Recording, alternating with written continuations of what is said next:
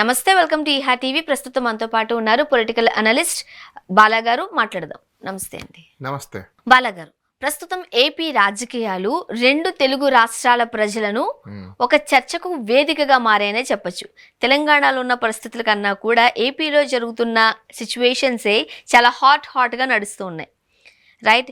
So ఎప్పటి నుంచో లోకేష్ గారు, నా దగ్గర ఒక రెడ్ బుక్ ఉంది, దాంట్లో అన్ని నేమ్స్ నేను మెన్షన్ చేస్తున్నా, ప్రతి ఒక్కరి పైన చర్యలు తీసుకోబడతాయి అని చెబుతూనే ఉన్నారు. అండ్ నిన్న మనం చూడొచ్చు, ఎవరైతే నా తల్లిని దూషించారో వాళ్ళకి సంబంధించి నేను గట్టి డెసిషన్ తీసుకోవడానికి రెడీగా ఉన్నా, లీగల్ గానే వెళ్తా అంటున్నారు. ఎలా చూడాలి? ఒకటి, లోకేష్ గారు ఆయన చెప్పే వ్యాఖ్యలు ఏవైతే అసెంబ్లీలో ఉన్నాయో, మా తల్లిని దూషించిన వాళ్ళ మీద నేను లీగల్గా వెళ్తాను అనేది ఏదే అంశం ఉందో, ఆయన లీగల్గా వెళ్ళే రైట్ ఉందా లేదా అనేది కూడా మనం క్వశ్చన్ చేసుకోవాలి. Yes, okay. ఎందుకంటే దూషణ జరిగిన సందర్భంలో అప్పుడు ఆయన కాంపిటెంట్ అథారిటీకి కంప్లైంట్ చేయడం కానీ, ఇన్ఫార్మ్ చేయడం కానీ, రిటర్న్గా ఏదన్నా ఇచ్చి ఉంటే ఈరోజు ఆయన ఆ యాక్షన్ తీసుకోవడానికి, దాని మీద నెక్స్ట్ ఏం చేశారు ఏం చేయలేదన్న దాని మీద రివ్యూ చేసి యాక్షన్ తీసుకోవడానికి అవకాశాలు అయితే ఉన్నాయి. గవర్నమెంట్ వచ్చిన తర్వాత, ఆయన మినిస్టర్ అయిన తర్వాత, ఎమ్మెల్యే అయిన తర్వాత, అసెంబ్లీ సెషన్ స్టార్ట్ అయిన తర్వాత ఇప్పుడు దాని మీద నేను యాక్షన్ తీసుకుంటాను అని అంటే దాన్ని ఏమంటారంటే అబ్యూజ్ ఆఫ్ పవర్ అని అంటారు. Yes, abuse of power, misuse of power, colourable exercise. Okay. అంటే ఇప్పుడు నాకు పవర్ ఉంది కదా అని చెప్పేసి అని నేను ఇష్టానుసారం చేస్తాను, ఇప్పుడు నాకు నచ్చింది నేను చేస్తాను అంటే ఇప్పుడు ఇది క్రైమ్ అంటున్నావు.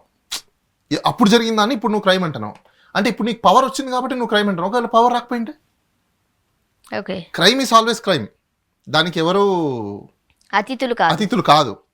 బట్ కానీ అప్పుడు క్రైమ్ జరిగినప్పుడు ఇంటిమేషన్ చేసి ఉంటే ఇన్ని రోజులు ఎందుకు సైలెంట్ ఉన్నదానికి ఆన్సర్ చెప్పాలి. ఇప్పుడు సపోజ్ ఇప్పుడు ఆయన యాక్షన్ తీసుకున్నారు అనుకోండి, ఒకటి, ఆడవాళ్ళని దూషించడం తప్పండి. ఎవరు అవునన్నా కాదన్నా ఆడవాళ్ళని కానీ చిన్నపిల్లలు కానీ మనం దూషించకూడదు, వాళ్ళని కించపరచకూడదు. ఎందుకంటే ఆడవాళ్ళే కాదు, ఈవెన్ మగవాళ్ళనైనా వృద్ధులనైనా కూడా, ఏ మనిషినైనా కూడా కించపరిస్తే వాళ్ళు మానసికంగా చాలా ఇబ్బంది పడతారు. అది తప్పు అసలు, వాస్తవం చెప్పాలంటే. కానీ ఇలా వాళ్ళని దూషించడం చేయడం అనేది ఎవరు చేసినా కూడా ఒక రకానికి మనము తప్పని అనుకోవాలి. పొలిటీషియన్స్ మీరు చేసుకునే దాన్ని సొసైటీ క్రైమ్ కింద ఎలా మారుస్తారు? అది మీ ప్రైవేట్ ఇండివిజువల్ క్రైమ్ కదా. ఓకే. మీ ఒక పొలిటీషియన్కి ఇంకో పొలిటీషియన్కి జరిగిన మధ్యలో ఉన్న సంభాషణకి సంబంధించిన, లేకపోతే మీకు జరిగిన, ఎందుకంటే ఇప్పుడు ఆ పొలిటీషియన్ ఎవరైతే తిట్టాడో మీ పొలిటికల్ పార్టీ అతనే. ఆ పొలిటికల్ పార్టీలో ఉన్న అతను ఈ రోజు బయటకు వచ్చిన తర్వాత మిమ్మల్ని తిడుతున్నా అంటే మీరు ఇంటర్నల్గా ఏం జరిగాయో అతనికే కదా బాగా తెలుసు.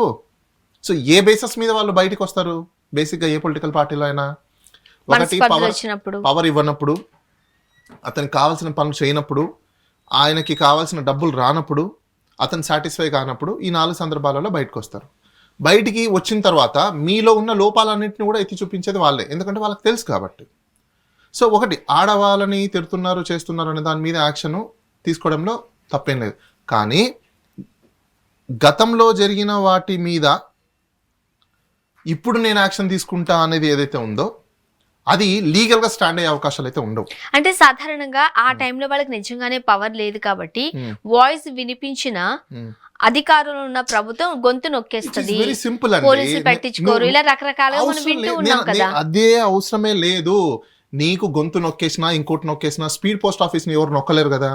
ఒక లెటర్ రాసి పోస్ట్ ఆఫీస్ లో పోస్ట్ చేస్తే ఎవరిదాన్ని ఆపరు కదా. ఒక మినిస్టర్ గా, ఎమ్మెల్యేగా, లేకపోతే ఒక ఎమ్మెల్సీగా ఒక గవర్నమెంట్ నడిపిన మీకు ఈ కామన్ సెన్స్ లేదా? ఓకే, కామన్ మ్యాన్ కున్న కామన్ సెన్స్ మీకు లేకపోతే ఇంకా మీరు గవర్నమెంట్ ఏం రన్ చేస్తారు? ఒక కమ్యూనికేషన్ మీరు పంపించాలి, so and so person so and so చేశాడు, దానివల్ల నేను ఇబ్బంది పడ్డాను, నా ఫ్యామిలీ ఇబ్బంది పడింది చెప్పి మీరు ఆ రోజు కంప్లైంట్ చేశారా? ఆ రోజు కంప్లైంట్ చేస్తే పోలీసు వాళ్ళు తీసుకోరు కదా అంటే దట్ ఈస్ అబ్యూజ్. మీరు అది చెప్పడానికి లేదు. ఒక మినిస్టర్ హోదాలో ఉండి గతంలో మినిస్టర్ చేసి నన్ను పోలీసు వాళ్ళు పట్టించుకోతే ఓకే, నువ్వు స్పీడ్ పోస్ట్ పంపించచ్చు కదా. కోర్టు ఏమడుగుతుంది? బాబు నువ్వు కంప్లైంట్ చేసావా? వాళ్ళు తీసుకోలేదండి. అయితే స్పీడ్ పోస్ట్ పంపించావా? లేదండి. దెన్ ప్రాబ్లం ఎవరిది?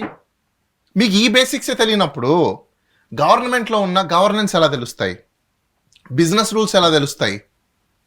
సిస్టమ్ ఎలా తెలుస్తుంది, రాజ్యాంగం ఎలా తెలుస్తుంది, పొలిటికల్ పాలసీస్ ఎలా తెలుస్తాయి, మీరు తీసుకునే డెసిషన్స్ కరెక్ట్ అని ఎలా చెప్పగలుగుతాం? అప్పుడు ప్రజలు ఎలా నమ్మాలి మిమ్మల్ని? మీ యొక్క రైట్స్ని మీరు ఎక్సర్సైజ్ చేసుకోలేకపోతే ప్రజల యొక్క రైట్స్ని మీరు ఎలా కాపాడతారు?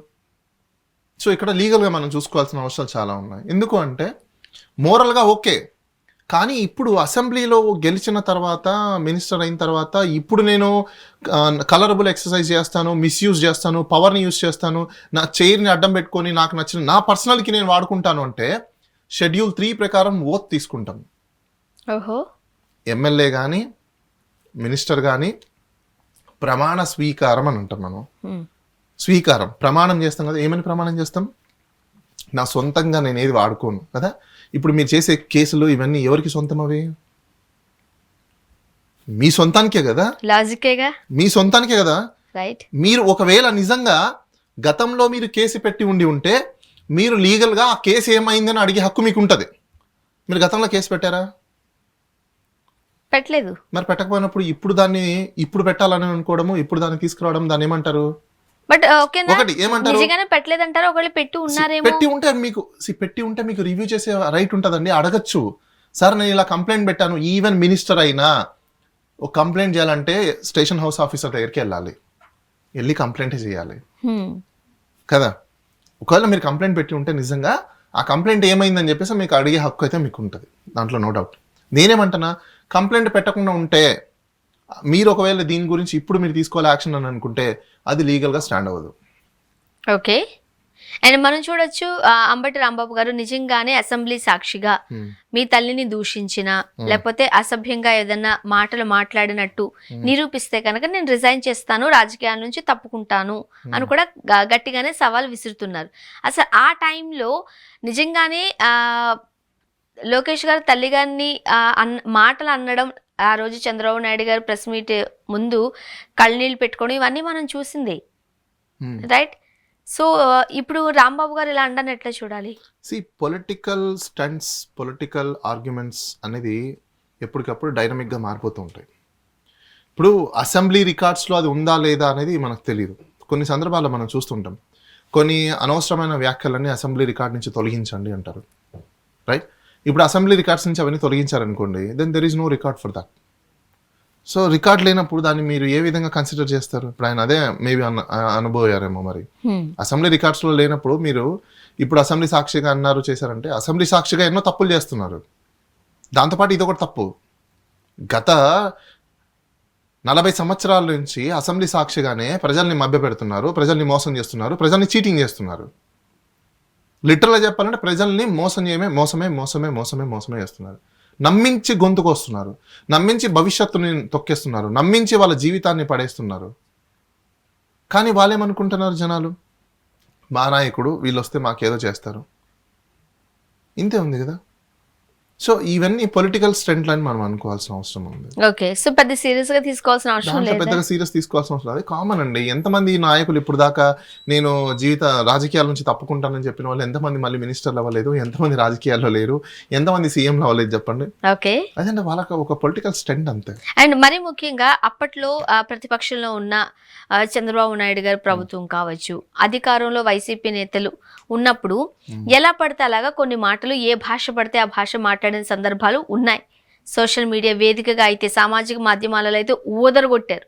ఇప్పుడు వాళ్ళందరికీ సంబంధించి ఇప్పుడు తెలుగుదేశం ప్రభుత్వం అధికారంలోకి వచ్చిన తర్వాత యాక్షన్ తీసుకోవడానికి రెడీ అవుతున్నారు, కేసులు నమోదు చేస్తున్నారు. ముఖ్యంగా పవన్ కళ్యాణ్ గారిని చాలా మంది ప్రెస్ మీట్లు పెట్టి మరీ దూషించిన సందర్భాలు ఉన్నాయి. ఒకటండి, గవర్నమెంట్ మారక ముందు జరిగిన దూషణలు ఏవైతే ఉంటాయో వాటికి సంబంధించిన విక్టిమ్ ఎవరైతే ఉంటారో వాళ్ళు అప్పుడు కంప్లైంట్ చేశారా లేదా అనేది ఇంపార్టెంట్. కంప్లైంట్ చేయకుండా ఈరోజు పవర్ వచ్చిన తర్వాత మేము కంప్లైంట్ చేస్తామంటే అది లీగల్గా స్టాండ్ అవ్వదు. ఎందుకంటే ఇక్కడ మీ యొక్క ఆఫీస్ని బ్రీచ్ చేస్తున్నట్టు మీరు ఒక ఓత్ తీసుకున్నారు, ఆఫీస్ ఆఫ్ ఓత్ అంటారు దాన్ని. ఓత్ తీసుకున్నప్పుడు మీరు దానికి కట్టుబడి ఉండాలి. ఇప్పుడు ఆ కట్టుబడి ఉండకుండా మీకు పవర్ వచ్చిందని చెప్పేసి మీ పర్సనల్ గర్జన్ మొత్తం అంతా ఇక్కడ ఉపయోగించడమే కదా. అప్పుడు అదేమవుతుంది, వైలేషన్ ఆఫ్ ఓత్. అది నిజంగా నీకు అలా జరిగి ఉండి బాధపడి ఉంటే నువ్వు ప్రీవియస్లో కంప్లైంట్ పెట్టాలి. ఇప్పుడు ఆన్సర్ చేయాలి ఎందుకు కంప్లైంట్, ఇప్పుడు ప్రీవియస్లో ఎందుకు కంప్లైంట్ పెట్టలేదు అన్నదానికి ఆన్సర్ చేయాలి ఇప్పుడు ఇక్కడ. కానీ ఇప్పుడు కంప్లైంట్ గురించి ఎవరు మాట్లాడట్లేదు కదా డైరెక్ట్ గా. ఇప్పుడు ఎవరు కూడా డైరెక్ట్ గా కంప్లైంట్స్ గురించి మాట్లాడట్లేదు. ఆ రోజు అలా అన్నారు కాబట్టి ఆ సాక్ష్యాలు అయితే సోషల్ మీడియాలో ఉన్నాయి. అవి పట్టుకుని వెళ్ళి పోలీసులు కేసులు నమోదు చేస్తున్నారు. మొన్నటికి మొన్న రామ్ గోపాల్ వర్మ గారి ఇంటికి వెళ్లి మరి నోటీసులు ఇచ్చారుగా. పోలీస్ వాళ్ళు నాకు తెలిసినంత వరకు ఆంధ్రప్రదేశ్ లో చాలా మందికి పీరియాడికల్ ట్రైనింగ్స్ అంటారు దీన్ని. అకాడమీ ఉంటుంది వాళ్ళకి, పోలీస్ అకాడమీ. పీరియాడికల్ ట్రైనింగ్ నాకు తెలిసి మీరు ఆర్టీఏ పెట్టండి, ఎంతమందికి ట్రైనింగ్లు ఇచ్చారో వీళ్ళు? జీరో. నాకు తెలిసి ట్రైనింగ్స్ ఉండవు. ఈవెన్ మేము ఒక లీగల్ నాలెడ్జ్ ఉండి మేము ఒక స్టేషన్కి వెళ్ళి ఒక దీని గురించి, ఒక లా గురించి, ఒక రూల్ గురించి మాట్లాడితే వాళ్ళు మాకు తెలియదు అంటారు, మేము అది ఫాలో అవ్వట్లేదు అంటారు, అది మాకు సర్కులర్ రాలేదంటారు. This is what happening. వాళ్ళకి అవన్నీ తెలియదు. వచ్చారా, కంప్లైంట్ ఇచ్చారా, కేసు కట్టామని మాత్రం తెలుస్తారు. ఆ కంప్లైంట్ కూడా ఏంటి, వాళ్ళకి నచ్చితే కడతారు, నచ్చకపోతే కట్టరు. సో కాబట్టి ఇప్పుడు ఈ రోజు కంప్లైంట్ ఇచ్చారు, వీడియో ఉంది, కట్టేసామంటారు. కానీ ఓకే వాళ్ళు కట్టారు, బాగుంది, అది నిజంగా ట్రైల్లో నిలబడదా అనేది క్వశ్చన్, రైట్? ట్రైల్లో నిలబడదు. రీజన్ ఏంటి? నువ్వు కంప్లైంట్ డిలే ఎందుకు చేసావు అనేది రీజన్ చెప్పాలి అక్కడ. పాయింట్ అర్థమైందా మీకు? డిలే ఆఫ్ కంప్లైంట్ ఎందుకు అనేది రీజన్ చెప్పాలి. అది జస్టిఫైడబుల్ రీజన్ ఉండాలి. ఇప్పుడు సపోజ్ ఇప్పుడు మీరు అన్నట్టు అసెంబ్లీలో చాలా రోజులు 6 months 7 months 8 months బ్యాక్ జరిగిన స్టోరీస్ అని తీసుకొచ్చి ఈ రోజు మేము కంప్లైంట్లు కట్టి మేము చేస్తామంటే ఈ 7 నెలలు ఏం చేశారని అడుగుతుంది కోర్టు. అప్పుడు వాళ్ళు ఏం చెప్పాలి? నాకు హెల్త్ బాగాలేదు, నేను బిజీగా ఉన్నాను, లేకపోతే నాకు ఇంకోటి ఉందని చెప్తారా? అవి కన్సిడర్ చేయను. ఓకే, ఒకటి కన్సిడర్ చేస్తారు, హెల్త్ బాగాలేదు అనే గ్రౌండ్ మీద మాత్రమే కన్సిడర్ చేస్తారు. మిగతా గ్రౌండ్స్ ఏవి కన్సిడర్ చేయరు. ఎందుకంటే నీకు నాలెడ్జ్ ఉండి తెలిసి నువ్వు కంప్లైంట్ ఇవ్వకుండా ఈ రోజు నీకు పవర్ వచ్చిందని చెప్పేసి నువ్వు నీ పవర్ని మిస్యూజ్ చేస్తున్నావు ఇక్కడ.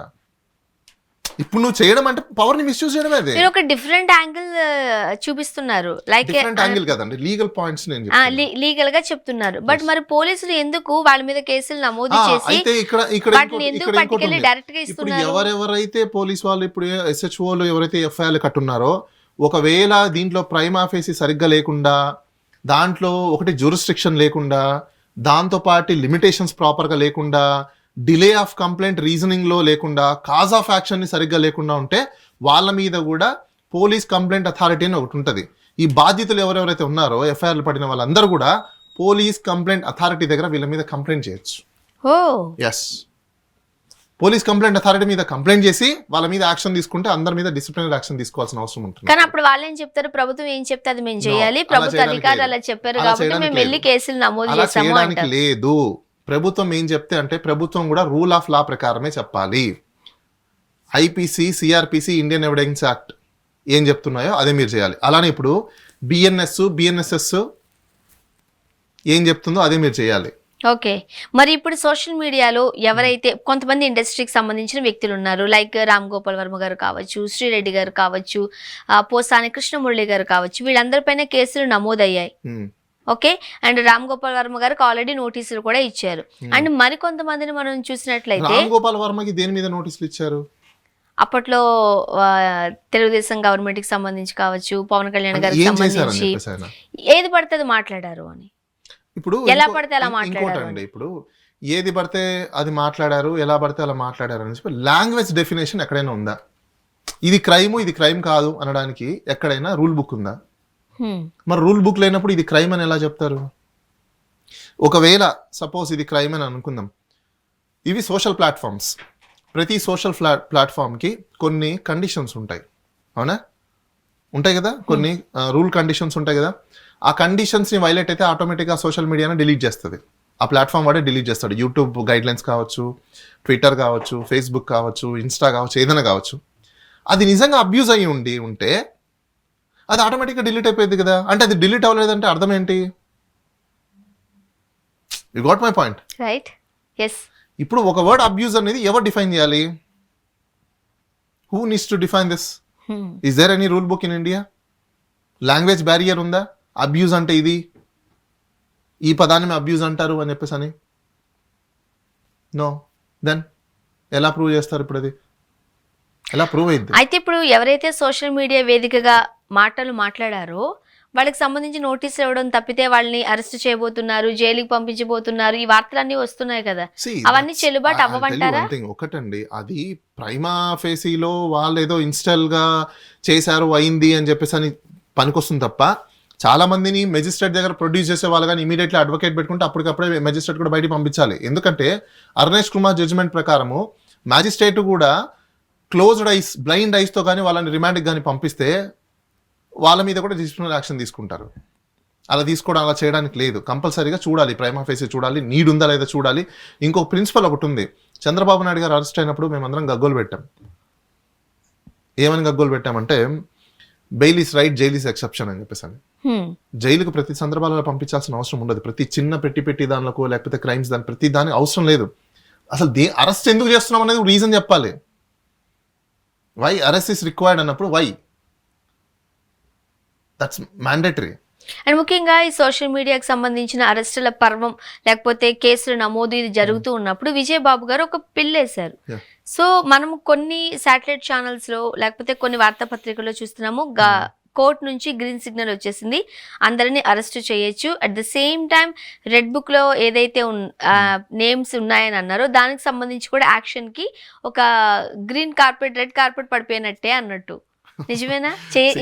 అరెస్ట్లేనా? ఎంత హాస్యాస్పదంగా ఉందంటే మీడియాకు ఛానల్ కూడా కొంతమంది అసలు కోర్టులో ఏం చెప్పారు, పిల్లేసినప్పుడు జడ్జి గారు అడిగిన క్వశ్చన్స్కి ఏంటంటే ఎవరికి వాళ్ళు ఇండిపెండెంట్గా ఇండివిజువల్గా హెబియస్ కార్పస్ పిటిషన్స్ వేసుకుంటున్నారు, ఇండివిజువల్ ప్రొవిజన్స్ ఉన్నాయి, ఎక్సర్సైజ్ చేసుకోవచ్చు వాళ్ళ రైట్స్ని, మళ్ళీ మీరు ఎందుకు స్పెసిఫిక్గా పిఏఎల్ ఫైల్ చేశారు, ఎవరికి వాళ్ళకి రైట్ ఉండి వాళ్ళు చేసుకుంటున్నప్పుడు మరి పిఏఎల్ అవసరం లేదు కదా, అలా బ్లాంకెట్ ఆర్డర్ మేము అందరి మీద పాస్ చేయలేం కదా, ఎవరైతే నష్టపోయిన వాళ్ళు ఉంటారో, ఎవరైతే బాధితులు అయి ఉంటారో, ఎవరైతే అలాంటి జరిగి ఉన్న వాళ్ళు ఉంటారో వాళ్ళు డెఫినెట్గా కోర్టుకు వస్తున్నారు, కోర్టుకు వచ్చిన తర్వాత వాళ్ళు రిలీఫ్ పొందుతున్నారు, మళ్ళీ పిల్లు ఎందుకు, ఇది అవసరం లేదని చెప్పారు తప్ప రెడ్ బుక్కి గ్రీన్ సిగ్నల్ ఇచ్చారనో లేకపోతే అరెస్టులు వేసుకోవడానికి గ్రీన్ సిగ్నల్ ఇచ్చారనో అలాంటిది ఏం లేదు.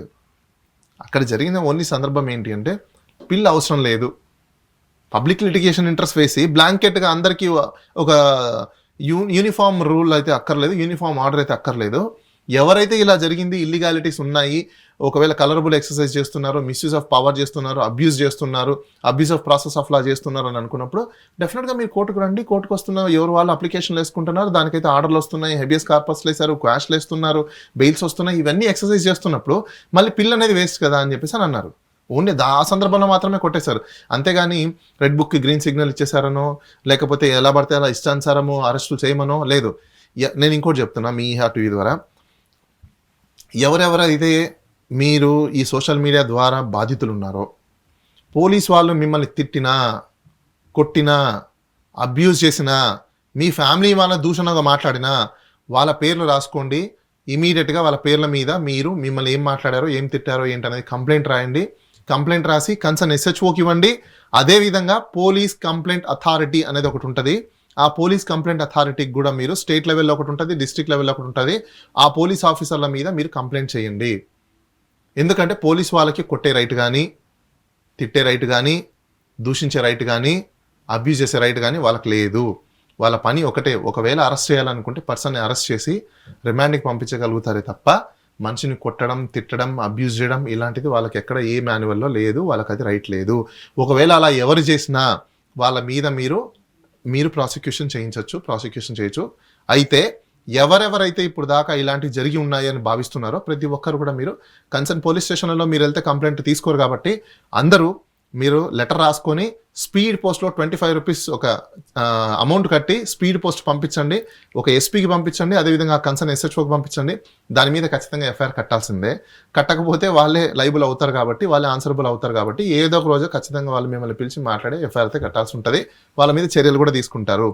లేదు మీరు ఇలానే వదిలేశారనుకోండి, ఇంకా వాళ్ళ దారి అలానే ఉంటుంది. రెడ్ బుక్ ఖచ్చితంగా అమలు కాబోతుంది అని వస్తున్న వార్తల నేపథ్యంలో లీగల్ గా అది అమలు అవుతుందా? ఒకటండి, ఎవరైనా ఒకవేళ నిజంగా ఈ రెడ్ బుక్ గురించి భయభ్రాంతులకి గురవుతున్న వాళ్ళు ఎవరైనా ఉంటే గినా మీరు హైకోర్టుకి అప్రోచ్ అయ్యి ఒక రెడ్ పిటిషన్ దాఖలు చేసి ఇలా రెడ్ బుక్ చూపించేసి మమ్మల్ని అందరినీ భయభ్రాంతులకి గురి చేస్తున్నారు, మా ఆర్టికల్ 19కి ఆర్టికల్ 21కి వైలేషన్ జరుగుతుంది, దాన్ని ఒకసారి మీరు కోర్టు ఇంటెలిజెన్స్ చేసి మమ్మల్ని దాని నుంచి కాపాడండి అని చెప్పేసి అని కోరుకుంటే మాత్రం డెఫినెట్గా కోర్టు ఆ కన్సర్న్ ఎవరు రెడ్ బుక్ యూస్ చేస్తున్నారు, గవర్నమెంట్ ఏంటి, ఏ మినిస్టర్ ఏంటి, ఇవన్నీ కూడా వాళ్ళని పార్టీ కానీ చేస్తే దాన్ని ఖచ్చితంగా కోర్టు ముందుకు హాజరుపరచాల్సిన అవసరం ఉంటుంది.